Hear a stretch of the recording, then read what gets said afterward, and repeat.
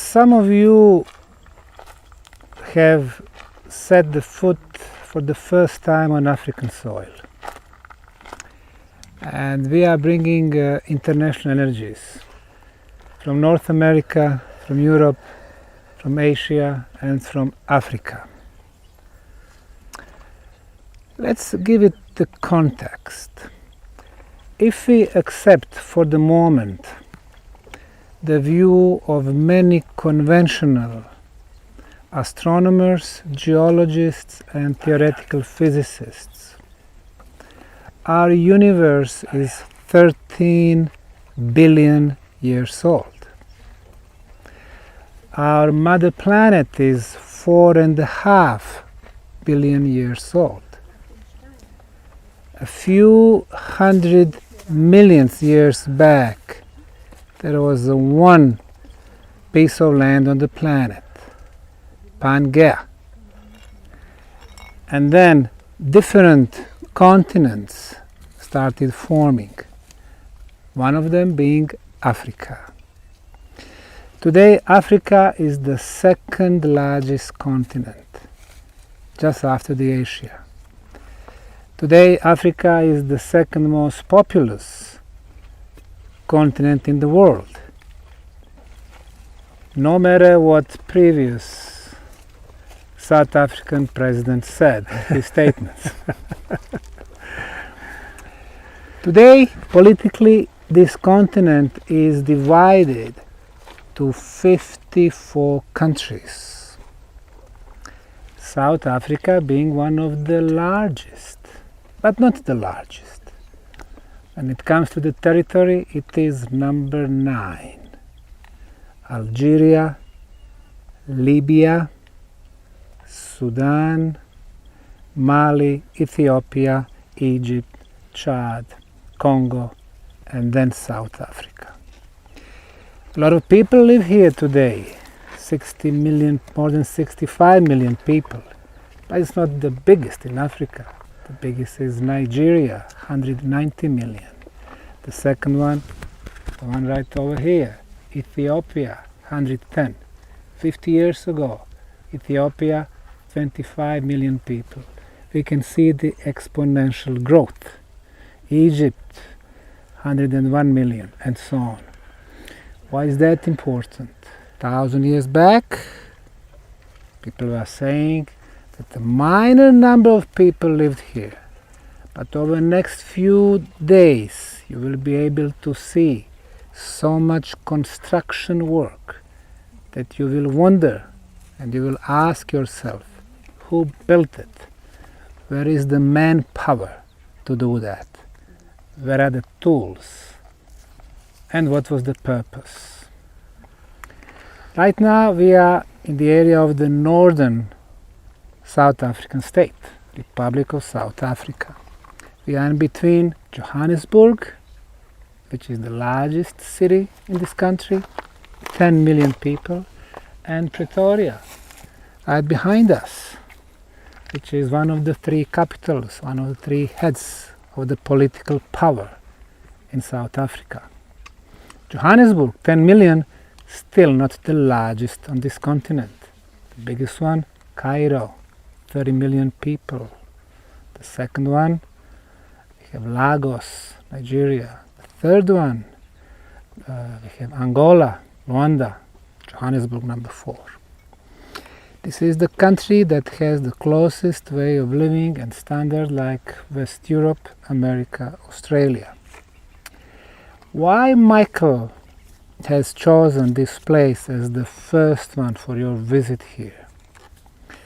Tzwaing crater is one of the 4 craters created by meteors in this country, and one of 170 on the planet. Our planet, even though it's very small cosmic body, got hit over the period of millions of years, many times. In most cases, by smaller pieces of rocks, meteorites. They burn in the atmosphere. But sometimes they are big enough to go through and hit the planet. What we have here is the case of 50 meters in diameter, big cosmic rock, going through all the obstacles, hitting the planet, hitting the place with a lot of granite rock, which is one of the hardest material in the nature. And it brought havoc. You can see a lot of granite rocks, including those that you are sitting on, that got disturbed by this hard hit of meteor.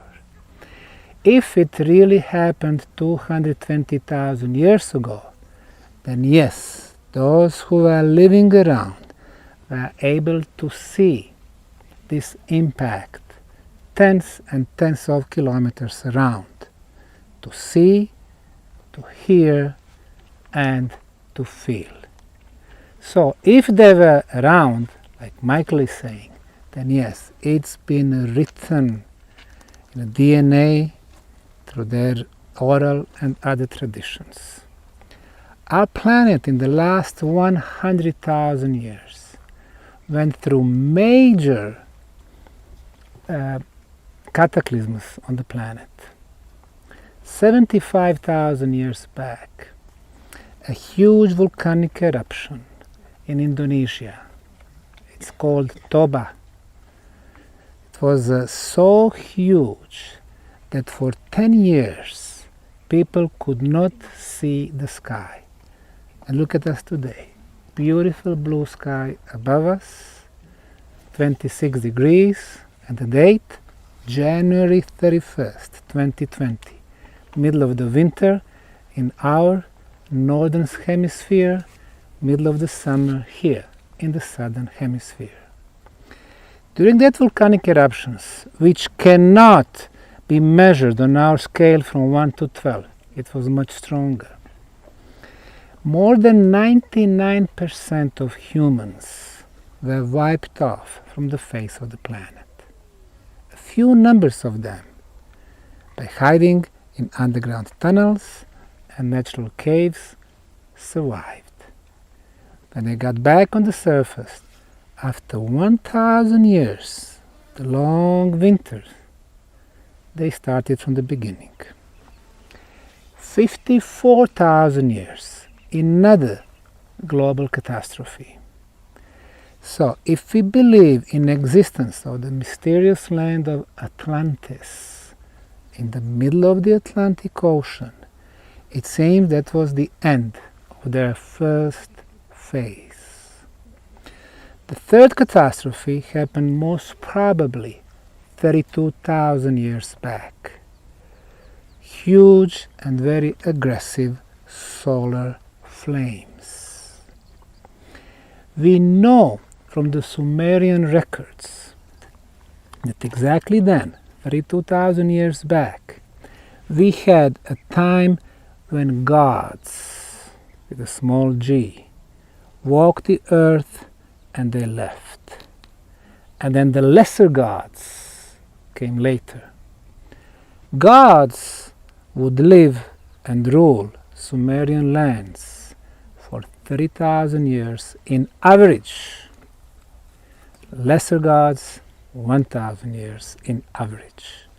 At the same time, the process of existence of those lesser gods was present in Egypt. They would rule 1,000 years each. And of course, for us humans, Homo sapiens, they did look like a god because they never die for generations and generations. The next huge catastrophe, 18,000 years back. And the fifth one, 12,500. The end of the third phase of the Atlantis, or the biblical flood. So, these are 5 geological events that can be traced here on the surface of the planet. You know how they teach us that humans are the product of the evolution, applying Darwinism? In the last century, especially during the 1960s and 1970s, this was this wave of the optimism when anthropologists, archaeologists, and the others were finding a lot of traces of bones, of species belonging to hominids, like Australopithecus and the others. For example, 1974, the famous Lucy was discovered in northern Ethiopia, and she was traced back to 2.2 million years. Now Lucy has a skull of chimpanzee, but she was bipedal, so she was the first species walking on the earth, coming from the trees.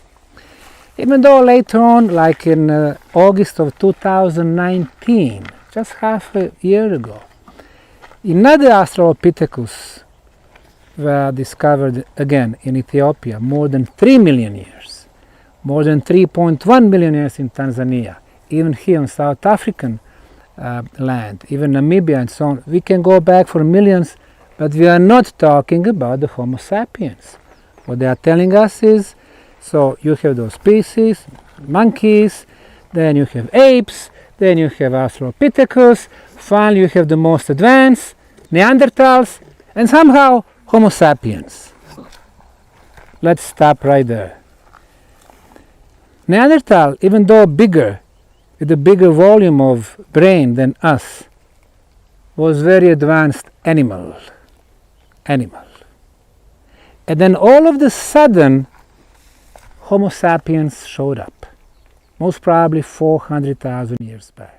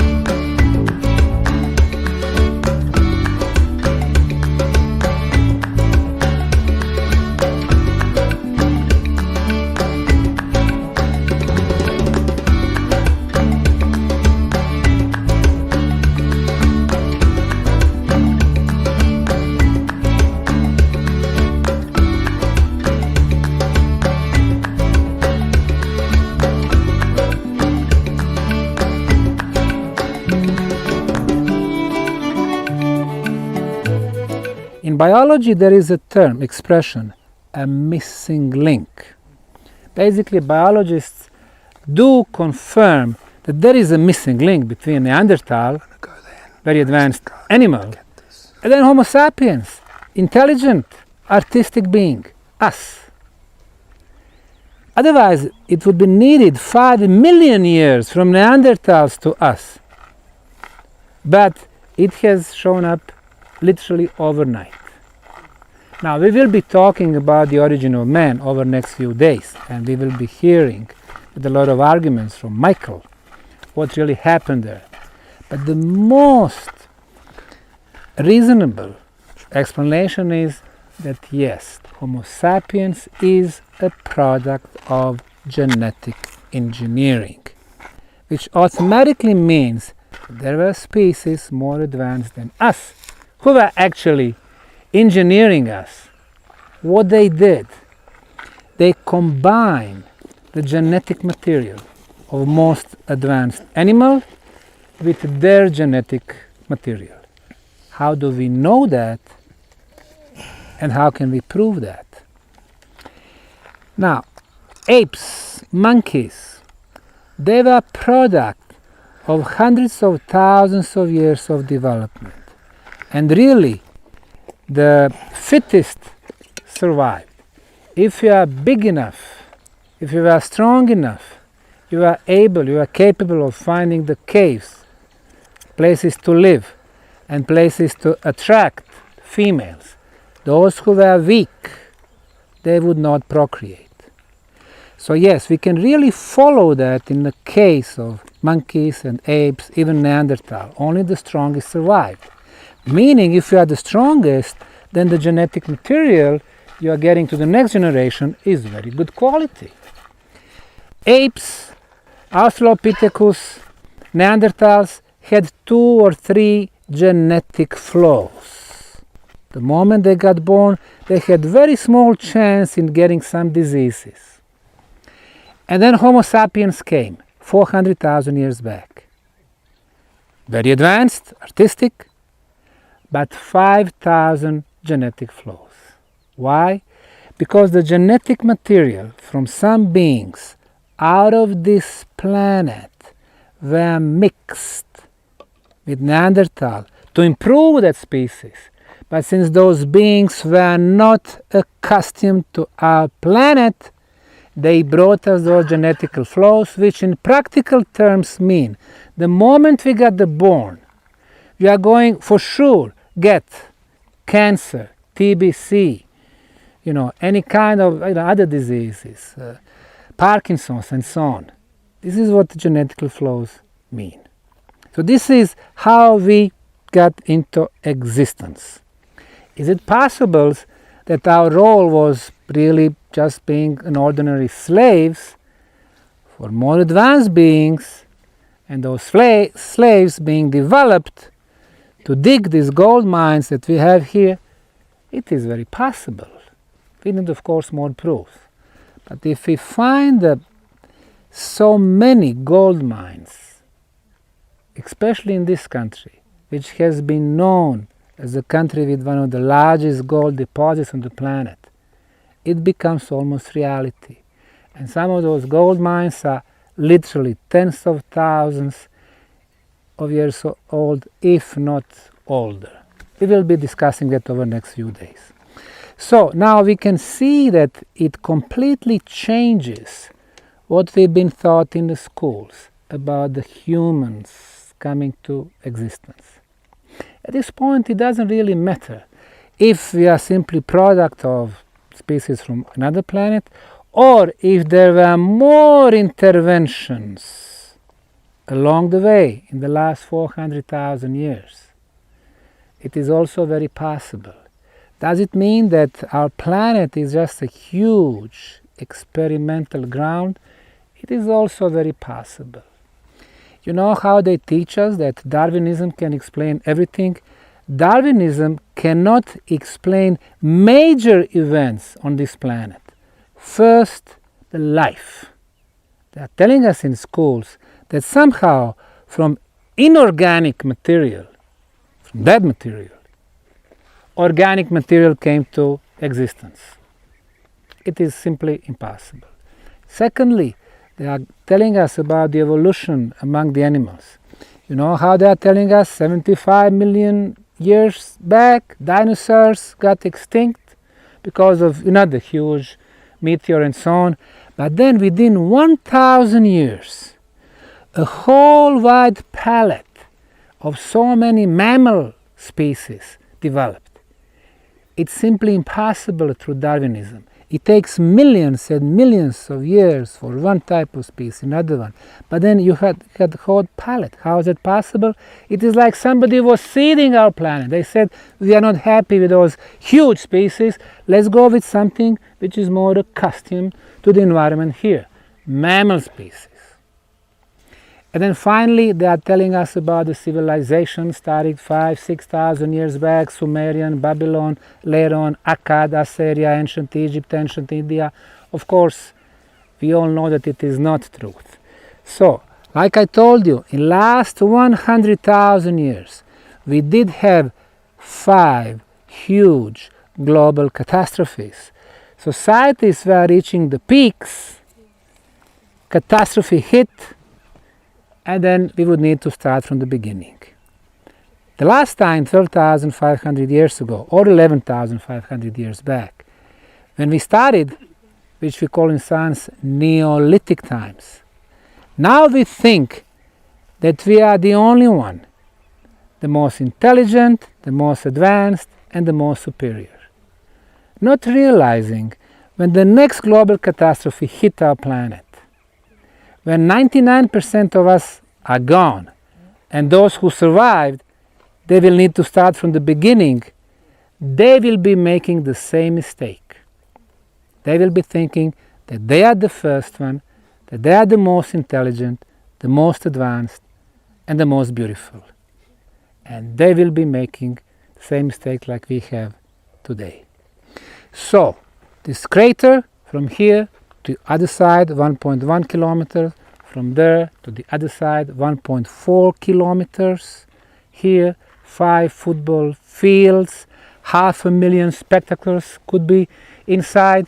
Amazing sights, one of the 4 but the most attractive in South Africa. It tells us about those sometimes very violent events that would be hitting the planet. Sometimes at the same time we would have some forms of the evolution, but what we are carrying in our DNA, are we ready to look the world with the open eyes? So I think people like us, we need to give the message to the future generations. Thank you very much. Okay.